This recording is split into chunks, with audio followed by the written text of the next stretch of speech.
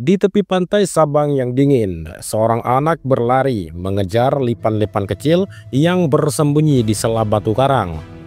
Di dekatnya ada seorang lelaki tua sedang duduk, menatap cakrawala di mana samudra dan langit saling berpelukan.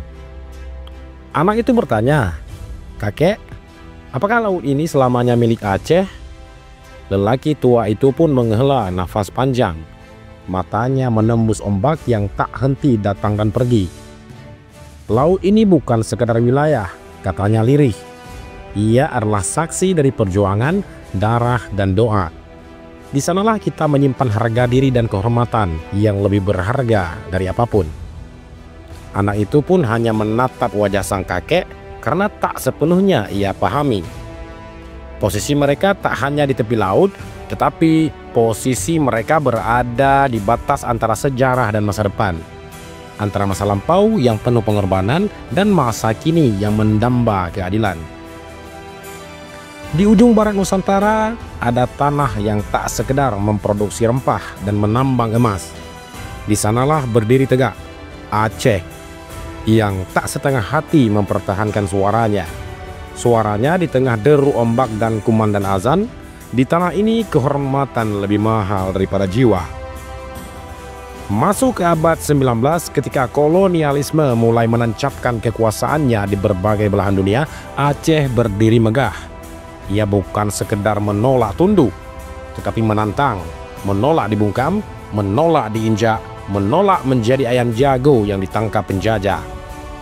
Perang Aceh bukan sekedar pertempuran dengan sejuta modern, tetapi benturan antara dua nilai. Imperialisme serakah versus semangat bangsa yang mempertahankan martabatnya. Beberapa abad sebelumnya, abad ke-16 hingga ke-17, Aceh pernah menjadi kekuatan Islam terbesar di Asia Tenggara. Kesultanan ini menjalin hubungan diplomatik hingga ke Ottoman. Pelabuhannya ramai dengan kapal dari berbagai negara. Rempah, emas, dan kayu cendana mengalir ke seluruh penjuru dunia. Kekayaan tak hanya fisik, budaya dan spiritual Aceh pun meneguhkan posisi ini. Ulama-ulama besar bermusafir ke sana. Santri mengaji di masjid-masjid, kitab-kitab ditulis dalam keheningan malam yang panjang. Namun kekayaan itu juga menarik pandangan dari penjajah. Malaka jatuh ke tangan Portugis, dan Portugis pun mengancam semenanjung Melayu. Belanda mulai meraba-raba, apa ada celah untuk menapak. VOC runtuh. Hindia Belanda lahir dengan cara baru, agresi sistematis. Ambisi untuk menguasai seluruh Nusantara belum selesai. Aceh yang sejak dulu menolak hadirnya kekuasaan penjajah menjadi hambatan terakhir.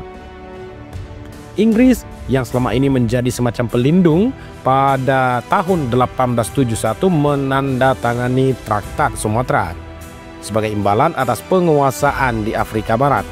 Aceh diserahkan ke Belanda. Bagi rakyat Aceh ini pengkhianatan, politik kotor di medan diplomasi internasional. Diplomasi ke Kekaisaran Ottoman, Italia, Amerika diusahakan, tapi tak berarti banyak. Belanda mengambil kesempatan melancarkan invasi.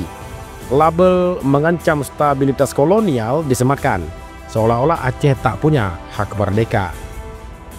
Pada bulan April 1873, ribuan serdadu Belanda mendarat di Kutaraja atau Banda Aceh. Target utamanya Istana Sultan. Tapi apa yang terjadi? Rakyat Aceh di situ bangkit, mempersatukan ulama dan bangsawan dengan komando Sultan Mahmud Shah yang membentuk kekuatan jihad.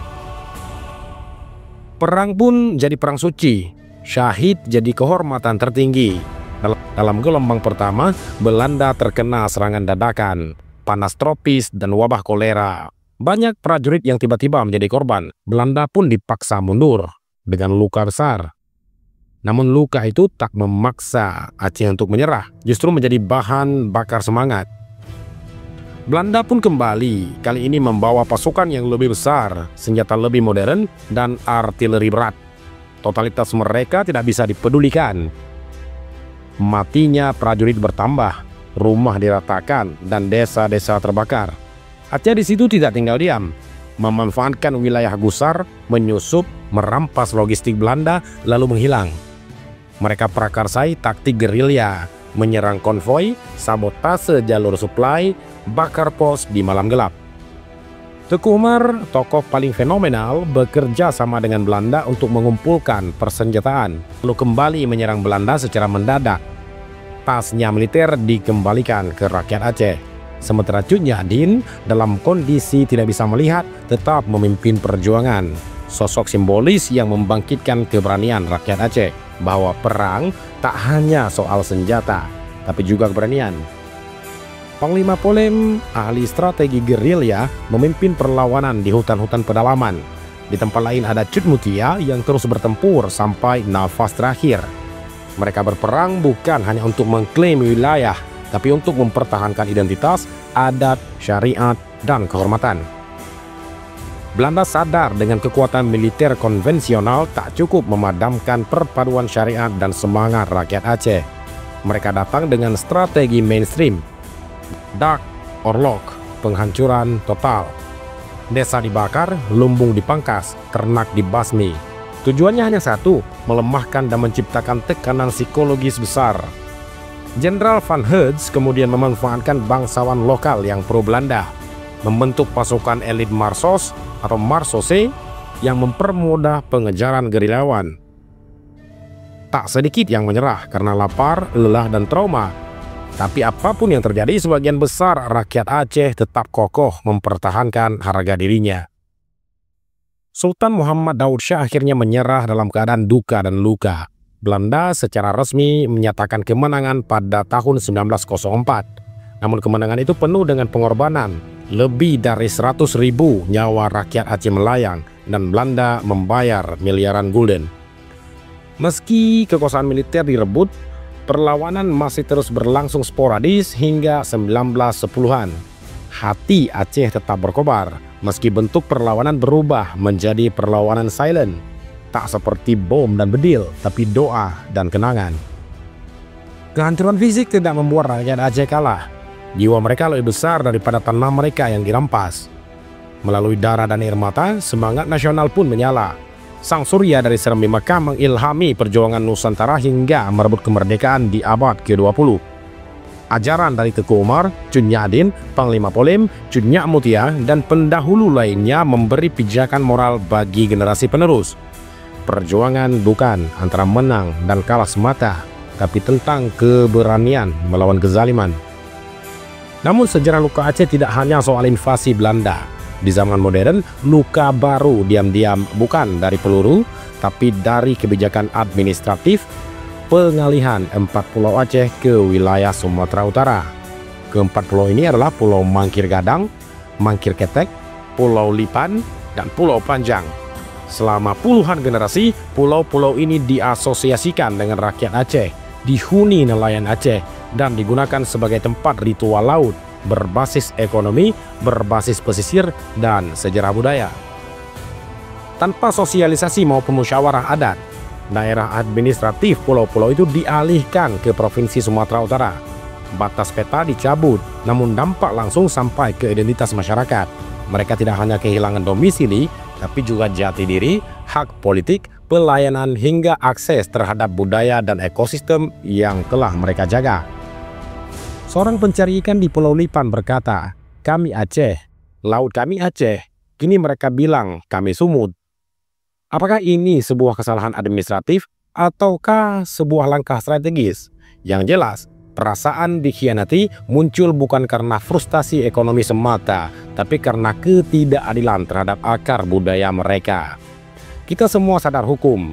Memang pihak sebelah sana seringkali bersembunyi di bawah terminologi hukum, tetapi sama-sama kita tahu bahwa hukum itu tetap saja di bawah kepentingan politik. Jadi tidak mustahil hukum yang mereka umbarkan adalah hasil dari kesepakatan politisi ataupun politikus. Banyak tokoh adat dan ulama di Aceh yang mengusulkan dialog, pertemuan adat istiadat, dan penyusunan ulang peta agar wilayah adat dan administratif itu sejalan.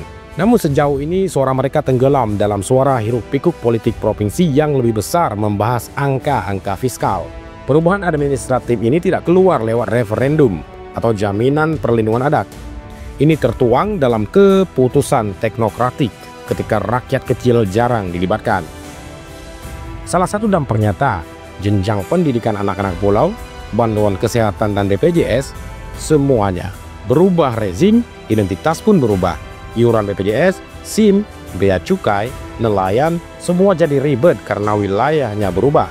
Alih-alih memudahkan, kebijakan ini justru membuat mereka tercerai-berai. Aceh pernah berjuang untuk hidup merdeka. Ia menolak penjajahan tak hanya di fisik tapi juga di pikiran. Kini, untuk luka baru ini, yang datang tanpa suara dentuman meriam, tetapi lembut dalam keputusan administratif, negara harus melihat ulang. Aceh meminta dialog. 1 dekade peringatan Traktat Sumatera, 1 peringatan perjanjian Rum Van Rooyen, semuanya berada dalam ruang historis yang memaksa kita untuk sadarkan diri. Akankah administratif memisahkan tanah kelahiran rakyat dari budayanya? Tak jauh dari pantai Sabang, penghubung antara masa lalu dan masa depan tetap berdiri. Anak kecil tadi pun berhenti mengejar lipan. Ia menatap ke ombak sambil bertanya pada udara, kapan tanah ini akan pulih? Kakeknya menengadahkan tangan menyentuh tanah basah. Semua harus dibicarakan. Semua harus dihadapi dengan hormat. Sejarah adalah guru terbaik, baik saat ia bahagia maupun ketika ia terluka. Demikian narasi tentang krisis identitas, harga diri, dan keadilan sejarah. Tak hanya dari serangan negara asing, tapi juga dari tangan kawan ketika negeri membisu pada penderitaan minoritasnya. Akankah administratif ini adil? Haruskah mekanisme baru untuk memperbaiki konflik identitas yang seperti ini? Baik, semoga ini bermanfaat. Wassalamualaikum warahmatullahi wabarakatuh.